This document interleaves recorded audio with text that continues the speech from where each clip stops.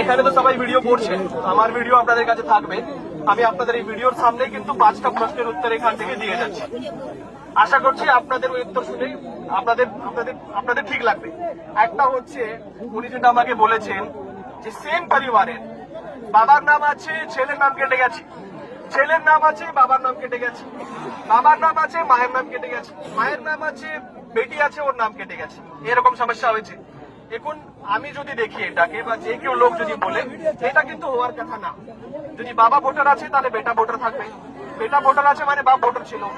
এখন যদি কারো এরকম, যাদের যাদের এরকম সমস্যা হয়েছে, অ্যাডজুডিকেশনে বাদ গেছে, হতে পারে কোন একটা কাগজ প্রয়োজন ছিল, ওই কাগজটা হয়তো আপনারা দেননি, দিয়েছিলেন কিন্তু ওটা ঠিক করে দেখতে পারেননি, সেই কাগজটা হয়তো সাফিসিয়েন্ট ছিল না, যে কোনো প্রবলেম হতে পারে, তার জন্য এই সমস্যাটা আজকে হয়েছে।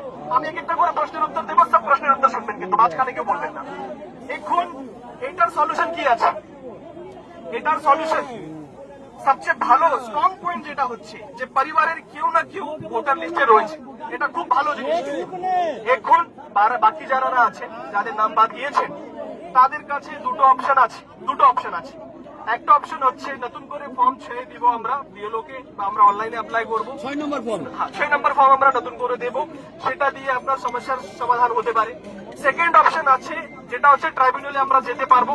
আমাদের প্রত্যেকটা গ্রাম পঞ্চায়েতে একটা বিএসকে আছে, যেখানে বাংলা সহায়তা কেন্দ্র নেই, সেখানে গ্রাম পঞ্চায়েত আছে। গ্রাম পঞ্চায়েত সবাইকে কালকে আমরা মিটিং করে বলেছি যে প্রত্যেকটা গ্রাম পঞ্চায়েতে যে সেক্রেটারি আছে বা এক্সিকিউটিভ অ্যাসিস্ট্যান্ট আছে, তারা কিন্তু আপনাদের যে দাবিগুলো আছে সেটা যে ট্রাইব্যুনালে অনলাইনে অ্যাপ্লাই করতে হবে, সেটা আপনাদের হয়, ওরা আপনাদের জন্য অ্যাপ্লাই করে দেবে, যাতে আপনারা ট্রাইব্যুনালে টাইমলি আপনারা সাবমিট করতে পারেন।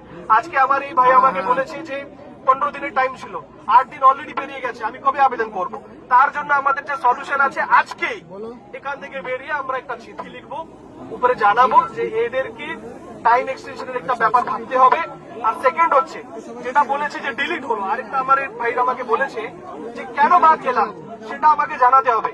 আমি তো সব ডকুমেন্ট দিয়েছিলাম, লাইনে দাঁড়িয়েছিলাম, আমার হিয়ারিং হয়েছিল, ছবি তোলা হয়েছিল, তা সত্ত্বেও আমার নামটা কেন বাদ গেল এটা কিন্তু জানাতে হবে।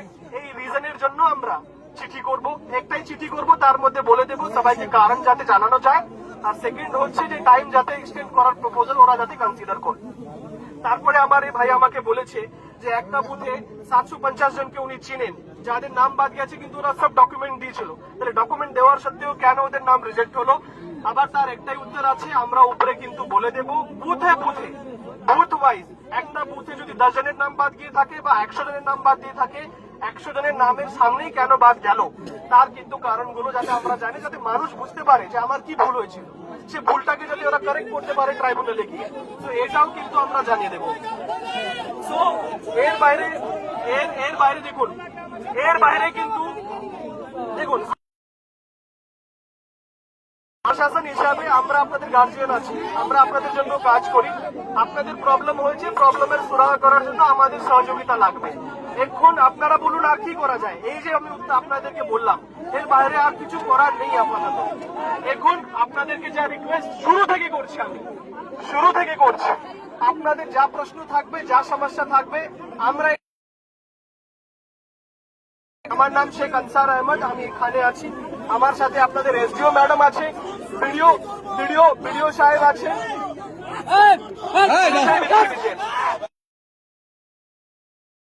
আপনাদেরকে যেটা করতে হবে,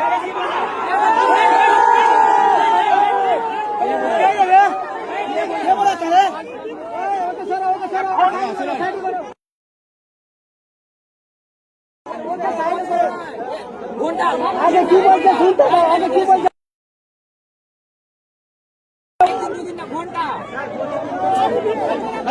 ভিডিও সাহেব, তাহলে কিন্তু এর সলিউশন করা খুব মুশকিল। আমি আপনাদেরকে বারবার বলেছি যে আমার সঙ্গে 5 জন চিঠি লিখিয়ে আমরা উপরে পাঠাবো, সামনে থেকে বসি।